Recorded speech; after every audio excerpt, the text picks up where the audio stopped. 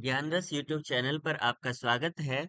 आज प्रस्तुत है बाल मुकुंद गुप्त जी द्वारा लिखित निबंध शिवशंभु के चिट्ठे का वाचन। यह तीसरा भाग है। हम पहले शिवशंभु के चिट्ठे और खत नामक इस पुस्तक से, जो कि लोक भारती प्रकाशन से प्रकाशित है और इसे राजकमल प्रकाशन समूह की वेबसाइट से खरीदने के लिए मैं उसका संपर्क दे रहा हूँ कमेंट में।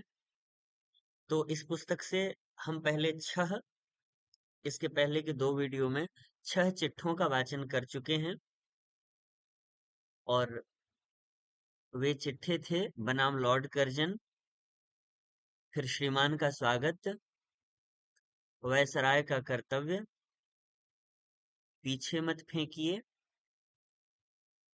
आशा का अंत और एक दुराशा। अब अगला हमें पढ़ना है विदाई संभाषण। इसका वाचन देखते हैं। यह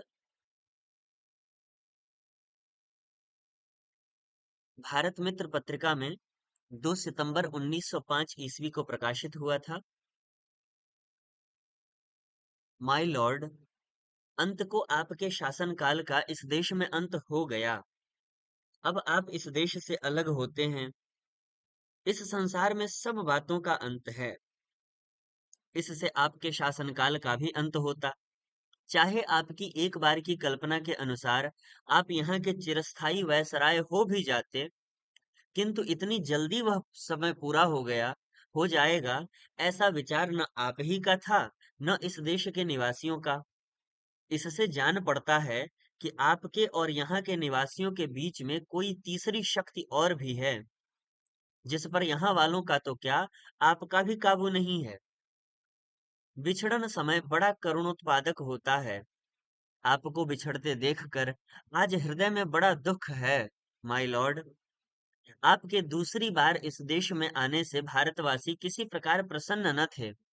वह यही चाहते थे कि आप फिर न आवें, पर आप आए और उससे यहाँ के लोग बहुत ही दुखित हुए। वह दिन रात यही मनाते थे कि जल्द श्रीमान यहाँ से पधारें।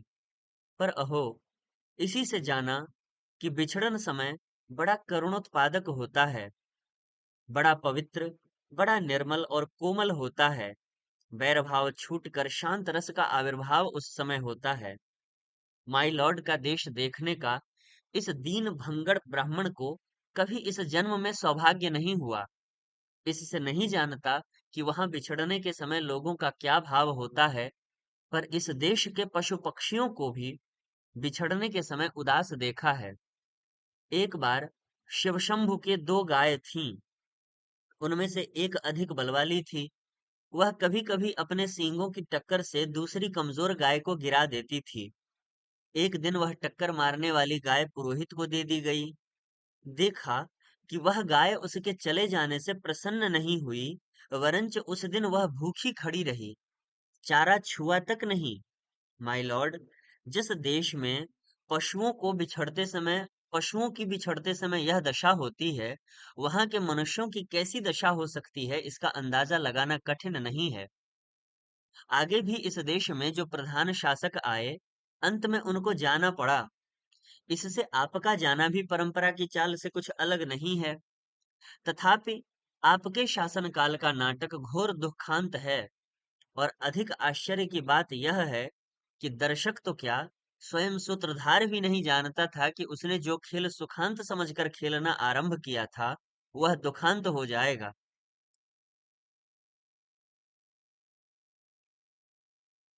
जिसके आदि में सुख था, मध्य में सीमा से बाहर सुख था, उसका अंत ऐसे घोर दुख के साथ कैसे हुआ? आह! घमंडी खिलाड़ी समझता है कि दूसरों को अपनी लीला दिखाता हूँ, किंतु पर्दे के पीछे एक और ही लीलामय की लीला हो रही है, यह उसे खबर नहीं। इस बार बंबई में उतरकर माय लॉर्ड, आपने जो जो इरादे जाहिर किए थे, जरा देखिए तो, उनमें से कौन कौन पूरे हुए? आपने कहा था कि यहाँ से जाते समय भारतवर्ष को ऐसा कर जाऊंगा कि मेरे बाद आने वाले बड़े लाटों को वर्षों तक कुछ करना न पड़ेगा। वह कितने ही वर्षों तक सुख की नींद सोते रहेंगे। किंतु बात उल्टी हुई। आपको स्वयं इस बार बेचैनी उठानी पड़ी है।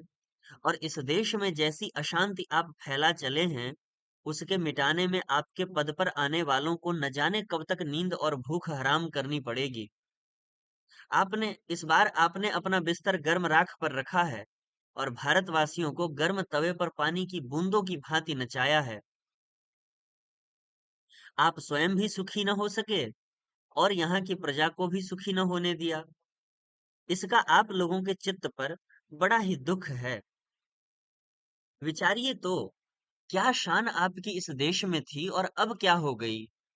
कितने ऊंचे होकर आप कितने नीचे गिरे। अलिफ लैला के अलाउद्दीन ने चिराग रगड़कर और अबुल हसन के बगदाद के खलीफा की गद्दी पर आंख खोलकर अबुल हसन ने बगदाद के खलीफा की गद्दी पर आंख खोलकर वह शान न देखी जो दिल्ली दरबार में आपने देखी। आपकी और आपकी लेडी की कुर्सी सोने की थी और आपके प्रभु महाराज के छोटे भाई और उनकी पत्नी की चांदी की। आप दाहिने थे, वे बाएं। आप प्रथम थे, वह दूसरे। इस देश के सब राजा रईसों ने आपको सलाम पहले किया और बादशाह के भाई को पीछे। जुलूस में आपका हाथी सबसे आगे और सबसे ऊंचा था।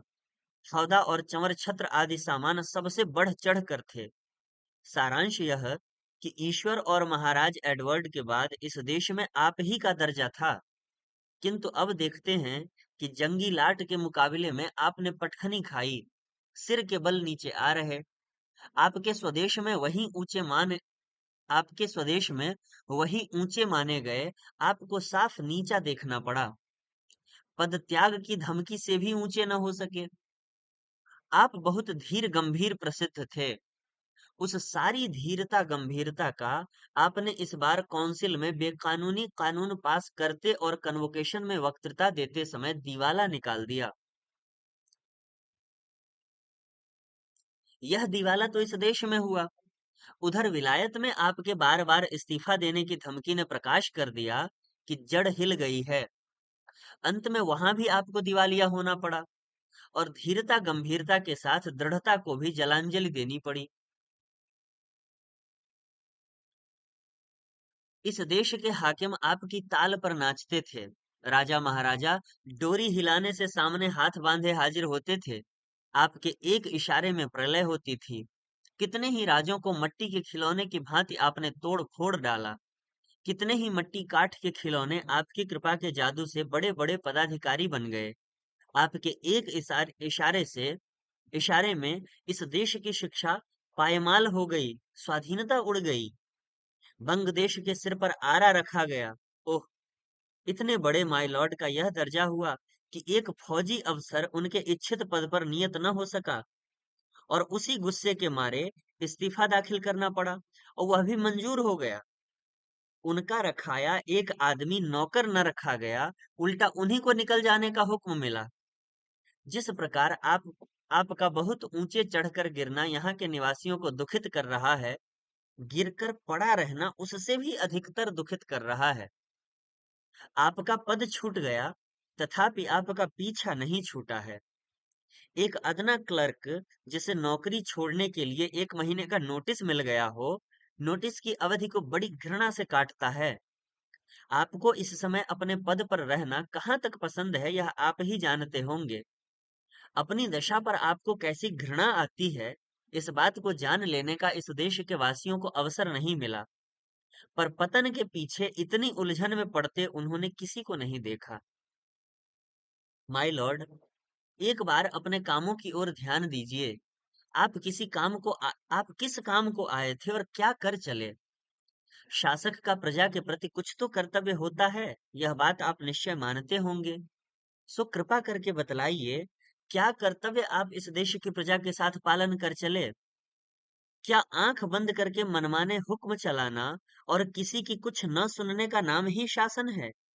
क्या प्रजा की बात पर कभी कान न देना और उसको दबाकर उसकी मर्जी के विरुद्ध जिद्द से सब काम किए चलना ही शासन कहलाता है? एक काम तो ऐसा बताइए जिसमें आपने जिद छोड़कर प्रजा की बात पर ध्यान दिया हो। कैसर और जार भी खेरने घोटने से प्रजा की बात सुन लेते हैं। पर आप एक मौका तो ऐसा बताइए जिसमें किसी अनुरोध या प्रार्थना सुनने के लिए प्रजा के लोगों को आपने अपने निकट फटकने दिया हो और उनकी बात सुनी हो। नादिर शाह ने जब दिल्ली कत्ले आम किया तो आसिफ जाह की तलवार गले में डालकर प्रार्थना करने पर उसने कत्लेआम उसी दम रोक दिया। पर 8 करोड़ प्रजा के गिड़गिड़ाकर बंग विच्छेद न करने की प्रार्थना पर आपने जरा भी ध्यान नहीं दिया।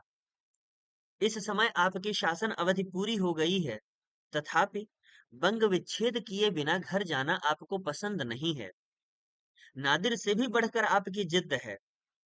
क्या आप समझते हैं कि आपकी जिद से प्रजा के जी में दुख नहीं होता?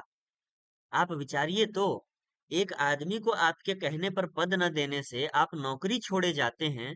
इस देश की प्रजा को भी यदि कहीं जाने की जगह होती तो क्या वह नाराज होकर इस देश को छोड़ न जाती? यहाँ की प्रजा ने आपकी जिद का फल यहीं देख लिया। उसने देख लिया कि आपकी जिस जिद ने इस देश की प्रजा को पीड़ित किया, आपको भी उसने कम पीड़ा नहीं दी। यहाँ तक कि आप स्वयं उसका शिकार हुए। यहाँ की प्रजा वह प्रजा है जो अपने दुख और कष्टों की अपेक्षा के परिणाम का अधिक ध्यान रखती है। वह जानती है कि संसार में सब चीजों का अंत है। दुख का समय भी एक दिन निकल जाएगा। इसी से सब दुखों को झेलकर, पराधीनता सहकर भी वह जीती है। माय लॉर्ड, इस कृतज्ञता की भूमि की महिमा आपने कुछ न समझी। न यहाँ की दीन प्रजा की श्रद्धा भक्ति अपने साथ ले जा सके। इसका बड़ा दुख है। इस देश के शिक्षितों को तो देखने की आपकी आंखों को ताब नहीं। अनपढ़ गूंगी प्रजा का नाम कभी कभी आपके मुंह से निकल जाया करता है। उसी अनपढ़ प्रजा में नर सुल्तान नाम के एक राजकुमार का गीत गाया जाता है। एक बार अपनी विपद के कई साल सुल्तान ने नरवरगढ़ नाम के एक स्थान में काटे थे। वहां चौकीदारी से लेकर एक ऊंचे पद तक काम करना पड़ा था। जिस दिन घोड़े पर सवार होकर वह उस नगर से विदा हुआ, नगर द्वार से बाहर आकर उस नगर को जिस रीति से उसने अभिवादन किया था, वह सुनिए।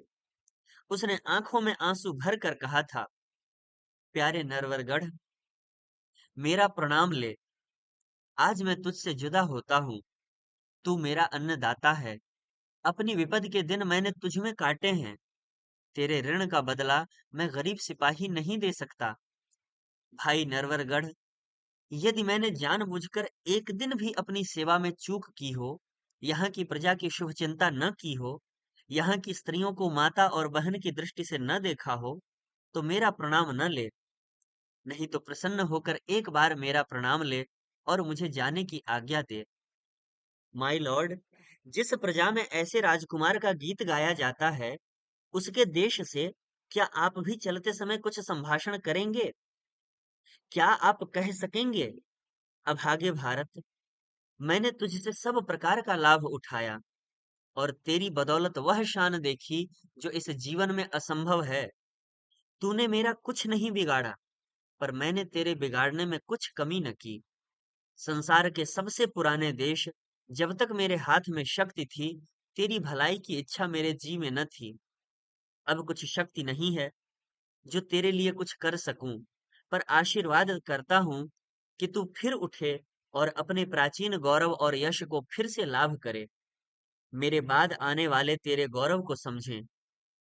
आप कर सकते हैं और यह देश आपकी पिछली सब बातें भूल सकता है। पर इतनी उदारता माय लॉर्ड में कहाँ?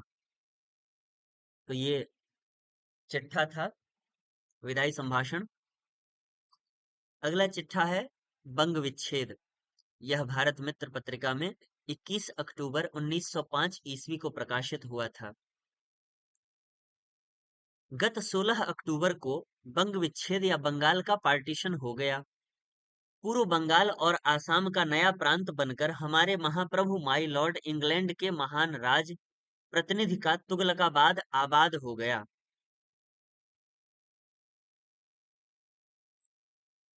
भंगड़ लोगों के पिछले रगड़े की भांति यही माई लॉर्ड की सबसे पिछली प्यारी इच्छा थी। खूब अच्छी तरह भंग घुटकर तैयार हो जाने पर भंगड़ आनंद से उस पर एक और रगड़ लगाता है। भंगड़ जीवन में उससे बढ़कर और कुछ आनंद नहीं होता। माई लॉर्ड के भारत शासन जीवन में भी इससे अधिक आनंद की बात कदाचित कोई न होगी, जिसे पूरी होते देखने के लिए आप इस देश का संबंध जाल छिन्न कर डालने पर भी उसमें अटके रहे। माई लॉर्ड को इस देश में जो कुछ करना था वह पूरा कर चुके, यहाँ तक कि अपने सब इरादों को पूरा करते करते शासनकाल की इतिश्री भी अपने ही कर कमल से कर चुके थे। जो कुछ करना बाकी था वह यही बंग विच्छेद था, वह भी हो गया। आप अपनी अंतिम कीर्ति की ध्वजा अपने ही हाथों से उड़ा चले और अपनी आंखों को उसके प्रिय दर्शन से सुखी कर चले। यह बड़े सौभाग्य की बात है। अपने शासनकाल की रकाबी में बहुत सी कड़वी कसैली चीजें चख जाने पर भी आप अपने लिए मधुरेण समापयित कर चले, यही गनीमत है। अब कुछ करना रह भी गया हो तो उसके पूरा करने की शक्ति माय लॉर्ड में नहीं है। आपके हाथों से इस देश को जो बुरा भला होना था वह हो चुका। एक ही तीर आपके तरकश में और बाकी था, उससे आप बंग भूमि का वक्षस्थल छेद चले। बस यहाँ आकर आपकी शक्ति समाप्त हो गई। इस देश की भलाई की ओर तो आपने उस समय भी दृष्टि न की जब कुछ भला करने की शक्ति भी आप में थी, पर अब कुछ बुराई करने की शक्ति भी आप में नहीं रही। इससे यहाँ के लोगों को बहुत ढाढ़स मिली है। अब आप हमारा कुछ नहीं कर सकते। आपके शासन काल में बंग विच्छेद इस देश के लिए अंतिम विषाद और आपके लिए अंतिम हर्ष है। इस प्रकार के विषाद और हर्ष इस पृथ्वी के सबसे पुराने देश की प्रजा ने बारंबार देखे हैं। महाभारत में सबका संहार हो जाने पर भी घायल पड़े हुए दुर्मद दुर्योधन को अश्वत्थामा की यह वाणी सुनकर अपार हर्ष हुआ था कि मैं पांचों पांडवों के सिर काटकर आपके पास लाया हूं। उसी प्रकार सेना सुधार रूपी महाभारत में जंगी लाट किचनर रूपी भीम की विजय गदा से जर्जरित होकर पदच्युत हृदय में पड़े इस देश के माई लॉर्ड को इस खबर ने बड़ा हर्ष पहुंचाया कि अपने हाथों से श्रीमान को बंग विच्छेद करने का अवसर मिला। इस महाहर्ष को लेकर माई लॉर्ड इस देश से विदा होते हैं। यह बड़े संतोष की बात है। अपनों से लड़कर श्रीमान की इज्जत गई या श्रीमान ही गए उसका कुछ ख्याल नहीं है। भारतीय प्रजा के सामने आपकी इज्जत बनी रही, यह बड़ी बात है। इसके सहारे स्वदेश तक श्रीमान मोछों पर ताव देते चले जा सकते हैं। श्रीमान के ख्याल से शासक इस देश ने कई बार देखे हैं। 500 से अधिक वर्ष हुए तुगलक वंश के एक बादशाह ने दिल्ली को उजाड़ कर दौलताबाद बसाया था। पहले उसने दिल्ली की प्रजा को हुक्म दिया कि दौलताबाद में जाकर बसो। जब प्रजा बड़े कष्ट से दिल्ली को छोड़कर वहां जाकर बसी तो उसे फिर दिल्ली को लौट आने का हुक्म दिया। इस प्रकार दो तीन बार प्रजा को दिल्ली से देवगिरी और देवगिरी से दिल्ली अर्थात श्रीमान मोहम्मद तुगलक के दौलताबाद और अपने वतन के बीच में चकराना और तबाह होना पड़ा। हमारे इस समय के माई लॉर्ड ने केवल इतना ही किया है कि बंगाल के कुछ जिले आसाम में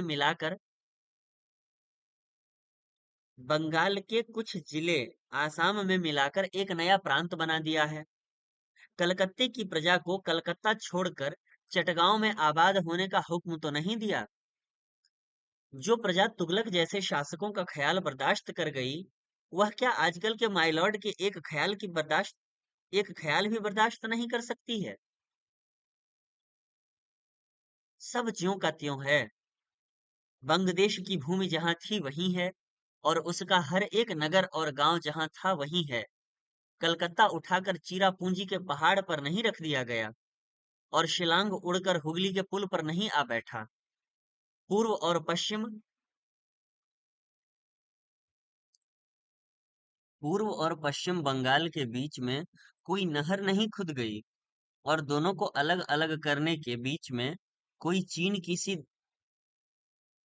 अलग करने के लिए बीच में कोई चीन की सी दीवार नहीं बन गई है। पूर्व बंगाल पश्चिम बंगाल से अलग हो जाने पर भी अंग्रेजी शासन में ही बना हुआ है और पश्चिम बंगाल भी पहले की भांति उसी शासन में है। किसी बात में कुछ फर्क नहीं पड़ा, खाली ख्याली लड़ाई है। बंग विच्छेद करके माई लॉर्ड ने अपना एक ख्याल पूरा किया, इस्तीफा देकर भी एक ख्याल ही पूरा किया। और इस्तीफा मंजूर हो जाने पर इस देश में पड़े रहकर भी श्रीमान का प्रिंस ऑफ वेल्स के स्वागत तक ठहरना एक ख्याल मात्र है। कितने ही ख्याली इस देश में अपना ख्याल पूरा करके चले गए।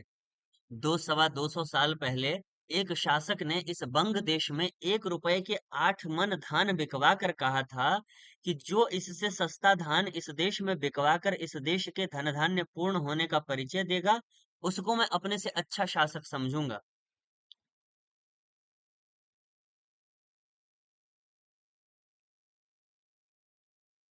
वह शासक भी नहीं है, उसका समय भी नहीं है।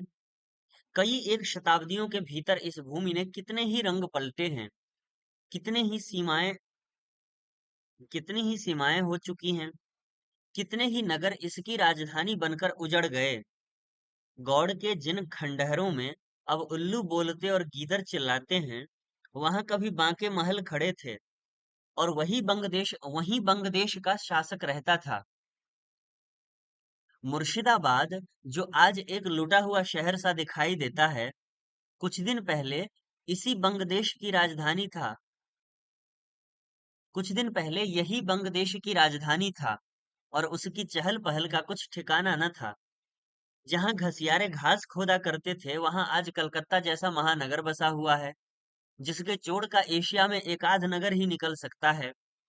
अब माई लॉर्ड के बंग विच्छेद से ढाका, शिलांग और चटगांव में से हर एक राजधानी का सेहरा बंधवाने के लिए सिर आगे बढ़ाता है। कौन जाने इनमें से किसके नसीब में क्या लिखा है और भविष्य क्या क्या दिखाएगा। 2000 वर्ष नहीं हुए, इस देश का एक शासक कह गया है, सैकड़ों राजा जिसे अपनी अपनी समझ कर चले गए, परंतु वह किसी के भी साथ नहीं गई। ऐसी पृथ्वी के पाने से क्या राजाओं को अभिमान करना चाहिए? अब तो लोग इसके अंश को पाकर भी अपने को भूपति समझते हैं। ओहो, जिस पर पश्चाताप करना चाहिए उसके लिए मूर्ख उल्टा आनंद करते हैं। वही राजा और कहता है, यह पृथ्वी मिट्टी का एक छोटा सा ढेला है जो चारों तरफ से समुद्र रूपी पानी की रेखा से घिरा हुआ है। राजा लोग आपस में लड़ भिड़ कर इस छोटे से ढेले के छोटे छोटे अंशों पर अपना अधिकार जमा कर राज्य करते हैं। ऐसे क्षुद्र और दरिद्री राजाओं को लोग दानी कहकर जांचने जाते हैं। ऐसे नीचों से धन की आशा करने वाले अधम पुरुषों को धिक्कार है। यह वह शासक था कि इस देश का चक्रवर्ती अधीश्वर होने पर भी एक दिन राजपाट को लात मारकर जंगलों और वनों में चला गया था। आज वही भारत एक ऐसे शासक का शासनकाल देख रहा है जो यहाँ का अधीश्वर नहीं है। कुछ नियत समय के लिए उसके हाथ में यहाँ का शासन भार दिया गया था, तो भी इतना मोह में डूबा हुआ है कि स्वयं इस देश को त्याग कर भी इसे कुछ दिन और न त्यागने का लोभ संवर न कर सका।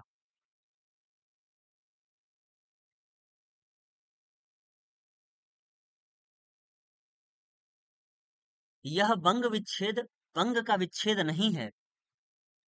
बंग निवासी इससे विच्छिन्न नहीं हुए, वरंच और युक्त हो गए। जिन्होंने गत 16 अक्टूबर का दृश्य देखा है, वह यह समझ सकते हैं कि बंगदेश या भारतवर्ष में नहीं, पृथ्वी भर में यह अपूर्व दृश्य था। आर्य संतान उस दिन अपने प्राचीन वेश में विचरण करती थी। बंग भूमि ऋषि मुनियों के समय की आर्य भूमि बनी हुई थी। किसी अपूर्व शक्ति ने उसको एक दिन एक राखी से बांध दिया। बहुत काल के पश्चात भारत संतान को होश हुआ कि भारत की मिट्टी वंदना के योग्य है। इसी से वह एक स्वर से वंदे मातरम कहकर चिल्ला उठे। बंगाल के टुकड़े नहीं हुए, वरंच भारत के अन्यान्य टुकड़े भी बंग देश से आकर चिमट जाते हैं। हाँ, एक बड़े ही पवित्र मेल को हमारे माय लॉर्ड विच्छिन्न किए जाते हैं। वह देश के वह इस देश के राजा प्रजा का मेल है। स्वर्गीय विक्टोरिया महारानी के घोषणा पत्र और शासन काल ने इस देश की प्रजा के जी में यह बात जमा दी थी कि अंग्रेज प्रजा की बात सुनकर और उसका मन रखकर शासन करना जानते हैं। वह रंग के नहीं, योग्यता के पक्षपाती हैं। कैनिंग और रिपन आदि उदार हृदय शासकों ने अपने सुशासन से इस भाव की पुष्टि की थी। इस समय के महाप्रभु ने दिखा दिया कि वह पवित्र घोषणा पत्र समय पड़े की चाल मात्र था। अंग्रेज अपने ख्याल के सामने किसी की नहीं सुनते, विशेषकर दुर्बल भारतवासियों की चिल्लाहट का उनके जी में कुछ भी वजन नहीं है। इससे 8 करोड़ बंगालियों के एक स्वर होकर दिन रात महीनों रोने गाने पर भी अंग्रेजी सरकार ने कुछ न सुना। बंगाल के 2 टुकड़े कर डाले, उसी माय लॉर्ड के हाथ से 2 टुकड़े कराए, जिसके कहने से उसने केवल एक मिलिट्री मेंबर रखना भी मंजूर नहीं किया और उसके लिए माय लॉर्ड को नौकरी से अलग करना भी पसंद किया। भारतवासियों के जी में यह बात जम गई कि अंग्रेजों से भक्तिभाव करना वृथा है, प्रार्थना करना वृथा है और उनके आगे रोना गाना वृथा है। दुर्बल की वह नहीं सुनते।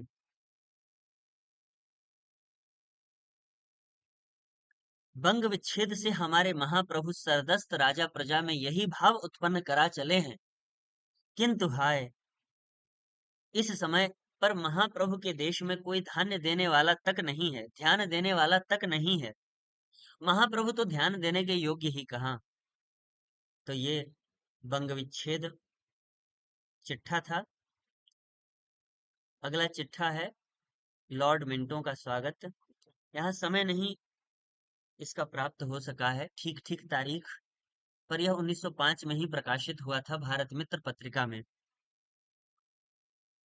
भगवान करे श्रीमान इस विनय से प्रसन्न हो, मैं इस भारत देश की मिट्टी से उत्पन्न होने वाला, इसका अन्न फल मूल आदि खाकर प्राण धारण करने वाला, मिल जाए तो कुछ भोजन करने वाला, नहीं तो उपवास कर जाने वाला, यदि कभी कुछ भंग भंग प्राप्त हो जाए तो उसे पीकर प्रसन्न होने वाला, जवानी बिताकर बुढ़ापे की ओर फुर्ती से कदम बढ़ाने वाला और एक दिन प्राण विसर्जन करके इस मातृभूमि की वंदनीय मट्टी में मिलकर चिरशांति लाभ करने की आशा रखने वाला शिवशंभु शर्मा इस देश की प्रजा का अभिनंदन पत्र लेकर श्रीमान की सेवा में उपस्थित हुआ हूँ। इस देश की प्रजा श्रीमान का हृदय से स्वागत करती है। आप उसके राजा के प्रतिनिधि होकर आए हैं।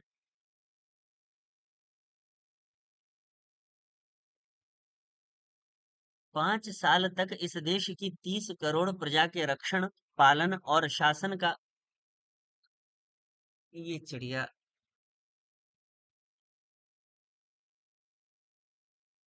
मन नहीं है इसे उड़ाने का, क्योंकि आवाज अच्छी लग रही है, पर मुझे नहीं पता कि इससे सुनने में कितनी बाधा उत्पन्न होगी।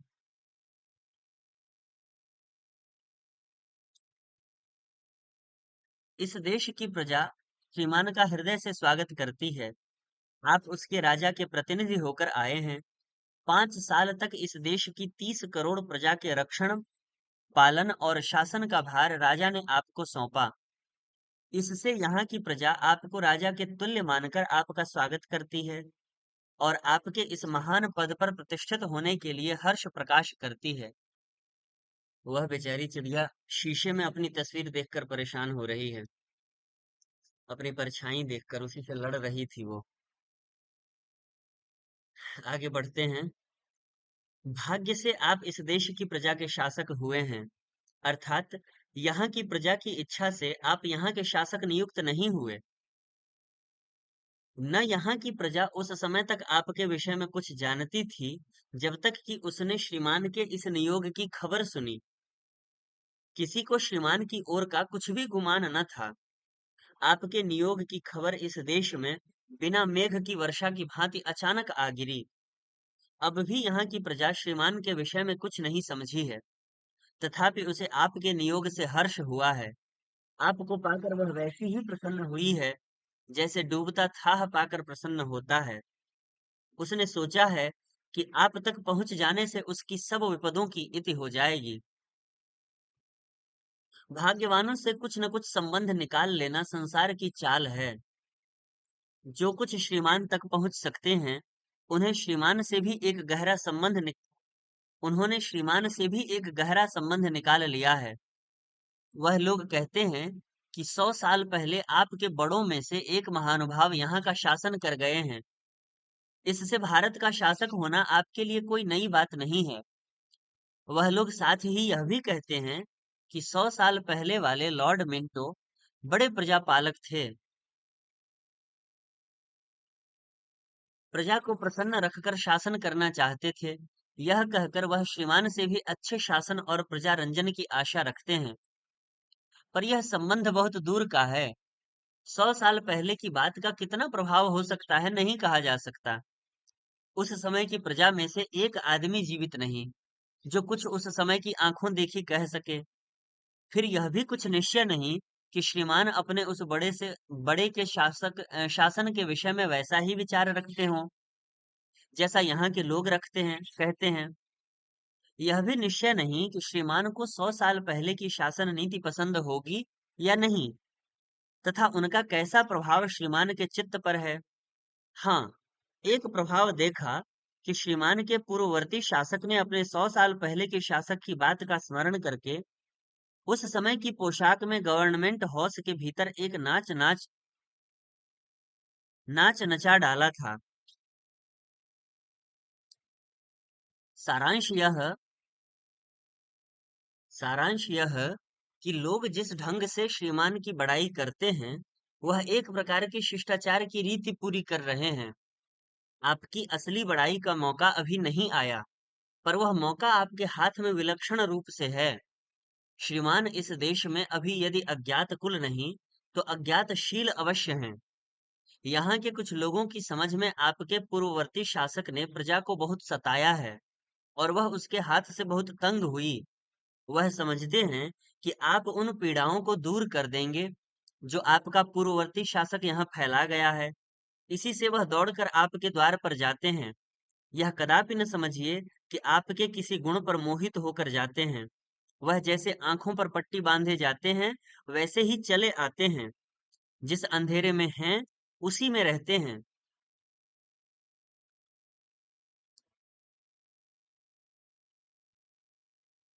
अब यह कैसे मालूम हो कि लोग जिन बातों को कष्ट मानते हैं उन्हें श्रीमान भी कष्ट ही मानते हों, अथवा आपके पूर्ववर्ती शासक ने जो काम किए आप भी उन्हें अन्याय भरे काम मानते हों। साथ ही एक और बात है, प्रजा के लोगों की पहुंच श्रीमान तक बहुत ही कठिन है। पर आपका पूर्ववर्ती शासक आपसे पहले ही मिल चुका और जो कहना था वह कह गया। कैसे जाना जाए कि आप उसकी बात पर ध्यान न देकर प्रजा की बात पर ध्यान देंगे। इस देश में पदार्पण करने के बाद जहां आपको जरा भी खड़ा होना पड़ा है, वहीं उन लोगों से घिरे हुए रहे हैं जिन्हें आपके पूर्ववर्ती शासक का शासन पसंद है, उसकी बात बनाई रखने को अपनी इज्जत समझते हैं। अब भी श्रीमान चारों ओर से उन्हीं लोगों के घेरे में हैं। कुछ करने धरने की तो बात तो अलग रहे, श्रीमान के विचारों को भी इतनी स्वाधीनता नहीं है कि उन लोगों के बिठाए चौकी पहरे को जरा भी उल्लंघन कर सकें। तिस पर गजब यह कि श्रीमान को इतनी भी खबर नहीं कि श्रीमान की स्वाधीनता पर इतने पहरे बैठे हुए हैं। हाँ, ये खबर हो जाए तो वह हट सकते हैं। जिस दिन श्रीमान ने इस राजधानी में पदार्पण करके इसका सौभाग्य बढ़ाया, उस दिन प्रजा के कुछ लोगों ने सड़क के किनारों पर खड़े होकर श्रीमान को बड़ी कठिनाई से एक दृष्टि देख पाया। इसके लिए पुलिस पहरे वालों की गाली घूंसे और धक्के भी बर्दाश्त किए। बस उन लोगों ने श्रीमान के श्रीमुख की एक झलक देख ली। कुछ कहने सुनने का अवसर उन्हें न मिला, न सहज में मिल सकता। हुजूर ने किसी को बुलाकर कुछ पूछताछ न की न सही, उसका कुछ अरमान नहीं। पर जो लोग दौड़कर कुछ कहने सुनने की आशा से हुजूर के द्वार तक गए थे, उन्हें भी उल्टे पांव लौट आना पड़ा। ऐसी आशा अंततः प्रजा को आपसे न थी। इस समय वह अपनी आशा को खड़ा होने के लिए स्थान नहीं पाते हैं। एक बार एक छोटा सा लड़का अपनी सौतेली माता से खाने के लिए रोटी मांग रहा था। सौतेली माँ कुछ काम में लगी थी। लड़के के चिल्लाने से तंग होकर उसने उसे एक ऊंचे ताक में बिठा दिया। बेचारा भूख और रोटी दोनों को भूलकर नीचे उतार लेने के लिए रो रो कर प्रार्थना करने लगा, क्योंकि उसे ऊंचे ताक से गिरकर मरने का भय हो रहा था। इतने में उस लड़के का पिता आ गया। उसने पिता से बहुत गिड़गिड़ाकर नीचे उतार लेने की प्रार्थना की, पर सौतेली माता ने पति को डांट कर कहा कि खबरदार, इस शरीर लड़के को वहीं टंगे रहने दो, इसने मुझे बड़ा दिक किया है। इस बालक की सी दशा इस समय इस देश की प्रजा की है। श्रीमान से वह इस समय ताक से उतार लेने की प्रार्थना करती है, रोटी नहीं मांगती। जो अत्याचार उस पर श्रीमान के पधारने के कुछ दिन पहले से आरंभ हुआ है, उसे दूर करने के लिए गिड़गिड़ाती है, रोटी नहीं मांगती। बस इतने ही में श्रीमान प्रजा को प्रसन्न कर सकते हैं। सुनाम पाने का यह बहुत ही अच्छा अवसर है, यदि श्रीमान को उसकी कुछ परवाह हो। आशा मनुष्य को बहुत लुभाती है, विशेषकर दुर्बल को परम कष्ट देती है। श्रीमान ने इस देश में पदार्पण करके बंबई में कहा और यहाँ भी एक बार कहा कि अपने शासन काल में श्रीमान इस देश में सुख शांति बढ़ाना चाहते हैं। इससे यहाँ की प्रजा को बड़ी आशा हुई कि वह ताक से नीचे उतार ली जाएगी। पर श्रीमान के दो एक कामों तथा कौंसिल के उत्तर ने इस आशा को ढीला कर डाला है। उसे ताक से उतरने का भरोसा नहीं रहा। अभी कुछ दिन हुए आपके एक लेफ्टिनेंट ने कहा था कि मेरी दशा उस आदमी की सी है जिसके एक हिंदू और एक मुसलमान दो जोरू हों। हिंदू जोरू नाराज रहती हो और मुसलमान जोरू प्रसन्न। इससे वह हिंदू जोरू को हटाकर मुसलमान बीवी से खूब प्रेम करने लगे। श्रीमान के उस लेफ्टिनेंट की ठीक वैसी ही दशा है या नहीं कहा नहीं जा सकता, पर श्रीमान की दशा ठीक उस लड़के के पिता की सी है जिसकी कहानी ऊपर कही गई है। उधर उसका लड़का ताक में बैठा नीचे उतरने के लिए रोता है और इधर उसकी नवीना सुंदर स्त्री लड़के को खूब डराने के लिए पति पर आंखें लाल करती है। प्रजा और प्रेस्टिज दो ख्यालों में श्रीमान फंसे हैं। प्रजा ताक का बालक है और प्रेस्टिज नवीन सुंदरी पत्नी। किसकी बात रखेंगे? यदि दया और वात्सल्य भाव श्रीमान के हृदय में प्रबल हो तो प्रजा की ओर ध्यान होगा, नहीं तो प्रेस्टिज की ओर ढुलकना ही स्वाभाविक है। अब यह विषय श्रीमान ही के विचारने के योग्य है कि प्रजा की ओर देखना कर्तव्य है या प्रेस्टिज की। आप प्रजा की रक्षा के लिए आए हैं या प्रेस्टिज की? यदि आपके ख्याल में प्रजा रूपी लड़का ताक में बैठा रोया करे और उतारो उतारो पुकारे, इसी में उसका सुख और शांति है, तो उसे ताक में टंगा रहने दीजिए, जैसा कि इस समय रहने दिया है। यदि उसे वहां से उतार कर कुछ खाने पीने को देने में सुख है, तो वैसा किया जा सकता है। यह तभी हो सकता है, यह भी हो सकता है कि उसकी विमाता को प्रसन्न करके उसे उतरवा लिया जाए। इसमें प्रजा और प्रेस्टीज दोनों की रक्षा है। जो बात आपको भली लगे वही कीजिए, कर्तव्य समझिए वही कीजिए। इस देश की प्रजा को अब कुछ कहने सुनने का साहस नहीं रहा। अपने भाग्य का उसे भरोसा नहीं, अपनी प्रार्थना के स्वीकार होने का विश्वास नहीं। उसने अपने को निराशा के हवाले कर दिया है। एक विनय और भी साथ साथ की जाती है कि इस देश में श्रीमान जो चाहे बेखटके कर सकते हैं। किसी बात के लिए विचारने या सोच में जाने की जरूरत नहीं। प्रशंसा करने वाले अब और चलते समय बराबर आपको घेरे रहेंगे। आप देख ही रहे हैं कि कैसे सुंदर कास्केटों में रखकर लंबी चौड़ी प्रशंसा भरे एड्रेस लेकर लोग आपकी सेवा में उपस्थित होते हैं। श्रीमान उन्हें बुलाते भी नहीं, किसी प्रकार की आशा भी नहीं दिलाते, पर वह आते हैं। इसी प्रकार हुजूर जब इस देश को छोड़ जाएंगे तो हुजूर वाला को बहुत से एड्रेस उन लोगों से मिलेंगे जिनका हुजूर ने कभी कुछ भला नहीं किया। बहुत लोग हुजूर की एक मूर्ति के लिए खनाखन रुपए गिन देंगे, जैसे कि हुजूर के पूर्ववर्ती वायसराय की मूर्ति के लिए गिन रहे हैं। प्रजा उस शासक की कड़ाई के लिए लाख रोती रहे, पर इसी देश के धन से उसकी मूर्ति बनती है। विनय हो चुकी।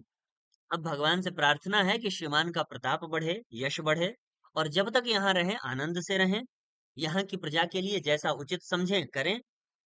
यद्यपि इस देश के लोगों की प्रार्थना कुछ प्रार्थना नहीं है, पर प्रार्थना की रीति है, इससे की जाती है।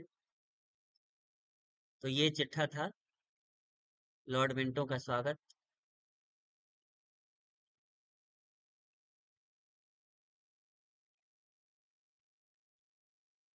अगला है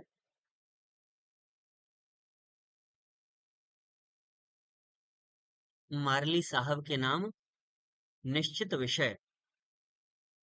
यह प्रकाशित हुआ था भारत मित्र में 16 फरवरी सन 1907 ईस्वी को।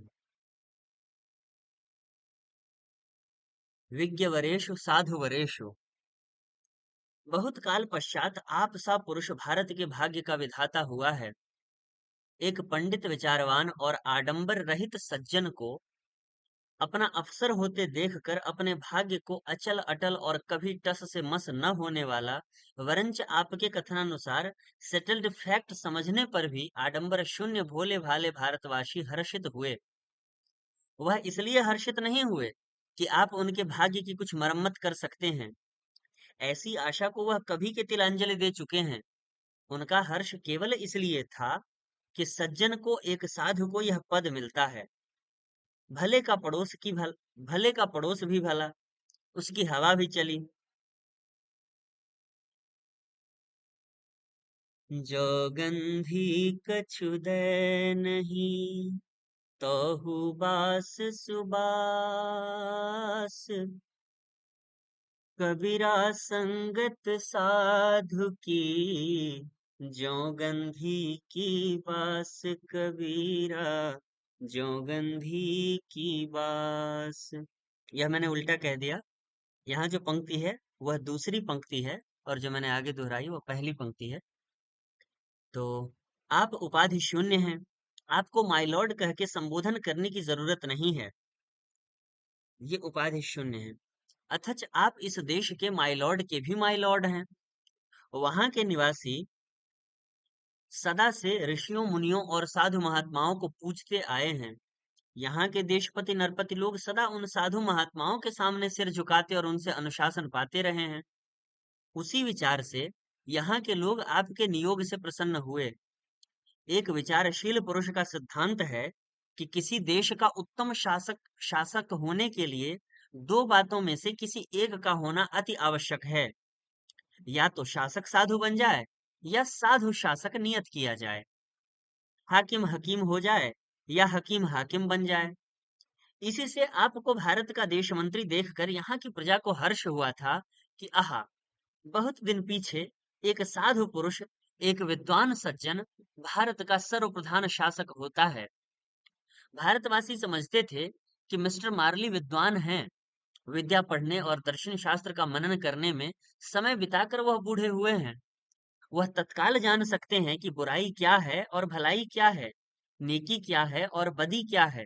उनको बुराई और भलाई के समझने में दूसरों की सहायता की आवश्यकता नहीं, वरंच वह स्वयं इतने योग्य हैं कि अपनी ही बुद्धि से ऐसी बातों की यथार्थ जांच कर सकते हैं। दूसरों के चरित्र को झट से जान सकते हैं। वह दोषी को धमकाएंगे और सुमार्ग में चलने का उपदेश देंगे। भारतवासियों का विचार था कि आप बड़े न्यायप्रिय हैं। किसी को जरा भी किसी विषय में अन्याय करना पसंद न करेंगे। किसी से जरा भी किसी विषय में अन्याय करना पसंद न करेंगे, और खुशी से नेकी से बढ़कर न समझेंगे। उचित कार्यों के करने में कदम कभी पीछे न हटावेंगे, और कोई लालच, कोई इनाम और कोई भारी से भारी पद व राजनीतिक दाव पेंच आपको सत्य और सन्मार्ग से न डिगा सकेगा। आपके मुंह से जो शब्द निकलेंगे वह तुले हुए सत्य होंगे। यही कारण है कि भारतवासी आपके नियोग की खबर सुनकर खुश हुए थे। पार्लियामेंट के चुनाव के समय जिस प्रकार भारतवासी आपके चुनाव की ओर टकटकी लगाए हुए थे, आपके भारत सचिव होकर जाने पर उसी प्रकार वह आपके मुंह की वाणी सुनने को उत्सुक हुए। पर आपके मुंह से जो कुछ सुना उसे सुनकर वह लोग जैसे हक्का बक्का हुए, ऐसे कभी न थे। आपने कहा कि बंग भंग होना बहुत खराब काम है, क्योंकि यह अधिकांश प्रजावर्ग की इच्छा के विरुद्ध हुआ। पर जो हो गया उसे सेटल्ड फैक्ट, निश्चित विषय समझना चाहिए।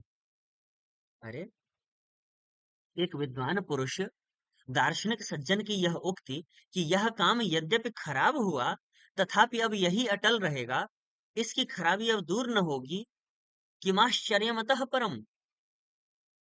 लड़कपन में एक देहाती कहानी पढ़ी थी कि जिसका गधा खो गया था, और वह एक दूसरे की गधी को अपना गधा बताकर पकड़ ले जाना चाहता था।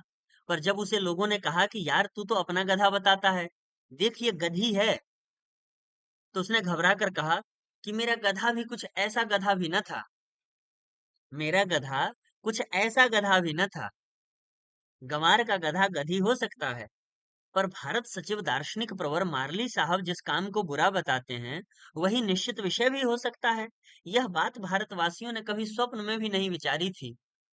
जिस काम को आप खराब बताते हैं, उसे वैसा का वैसा बना रखना चाहते हैं। यह नए तरीके का न्याय है।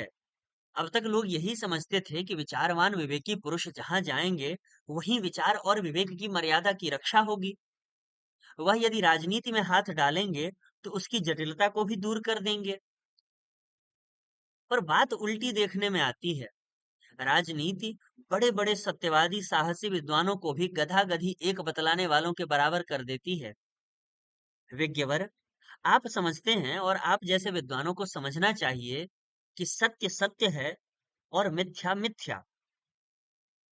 मिथ्या और सत्य गड़प शरप होकर एक हो सकते हैं, यह आप जैसे साधु पुरुषों के कहने की बात नहीं है। विज्ञ पुरुषों के कहने की बात नहीं है। विज्ञ पुरुषों की बात को आपस में टकराना चाहिए। पर गत बजट की स्पीच में आपने बातों के मेढ़े लड़ा डाले हैं।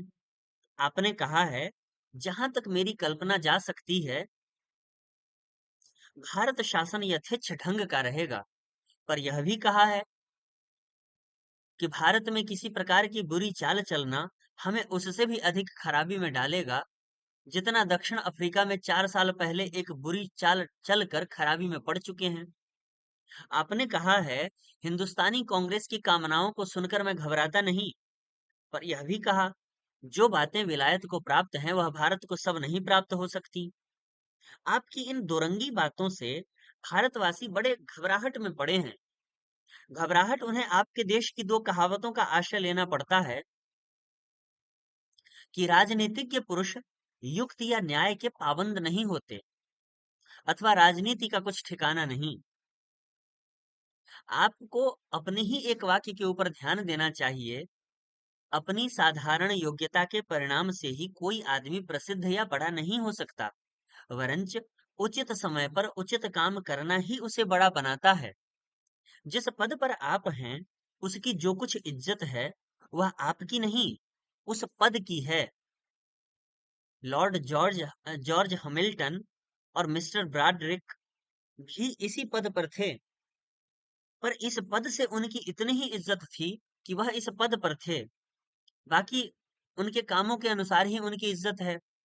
आपका गौरव इस पद से नहीं बढ़नी चाहिए, वरंच आपके कामों से इस पद की कुछ मर्यादा बढ़नी चाहिए।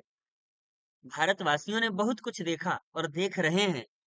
इस देश के ऋषि मुनि जब वनों में जाकर तप करते थे और यहाँ के नरेश उनकी आज्ञा से प्रजा पालन करते थे, वह समय भी देखा। फिर मुसलमान इस देश के राजा हुए और पुराना क्रम मिट गया, वह भी देखा। अब देख रहे हैं, 7 समुद्र से पार आई हुई एक जाति के लोग जो पहले बिसाती के रूप में इस देश में आए और छल बल और कौशल से यहाँ के प्रभु बन गए। यह देश और यहाँ की स्वाधीनता उनकी मुट्ठी की चिड़िया बन गई। और भी न जाने क्या क्या देखना पड़ेगा। पर संसार की कोई बात निश्चित नहीं। यह बात यहाँ के लोगों की समझ में नहीं आती। निश्चित ही होती तो लॉर्ड जॉर्ज हमिल्टन और ब्राडारिक की गद्दी साधुवर मार्ली तक कैसे पहुंचती।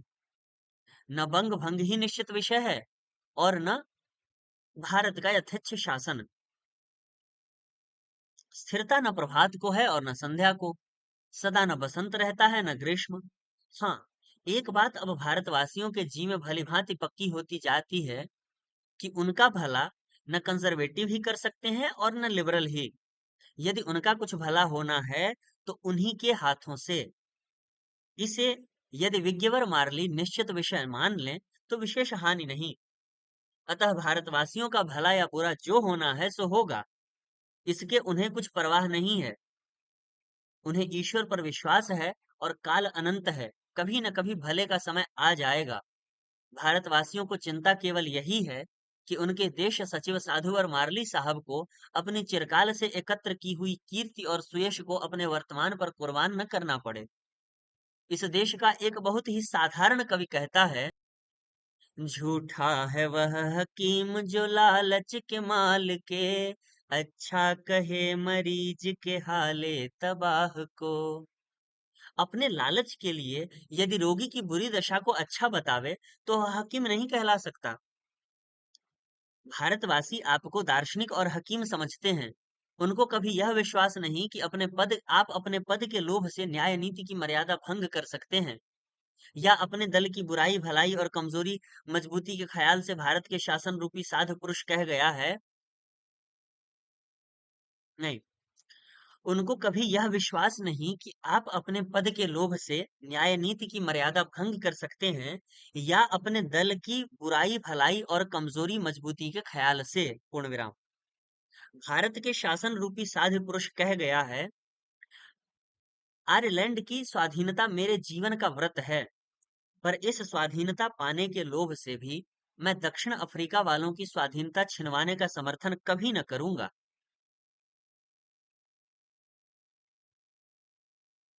अतः आपसे बार बार यही विनय है कि अपने साधु पद की मर्यादा का खूब विचार कीजिए। भारतवासियों को अपनी दशा की परवाह नहीं, पर आपकी इज्जत का उन्हें बड़ा ख्याल है। कहीं आप राजनैतिक पद के लोभ से अपने साधु पद को उस देहाती का गधा न बना बैठे। अपने सिर का तो हमें कुछ गम नहीं, अपने सिर का तो हमें कुछ गम नहीं, खम न पड़ जाए तेरी तलवार में। तो आज के वीडियो में यहाँ तक, और अगले चिट्ठों और खतों का वाचन अगले वीडियो में भाग 4 में। यह कैसा लगा, और कोई सुझाव हो, कोई जिज्ञासा हो, मुझसे कोई भूल हुई हो तो अवश्य साझा करें। धन्यवाद।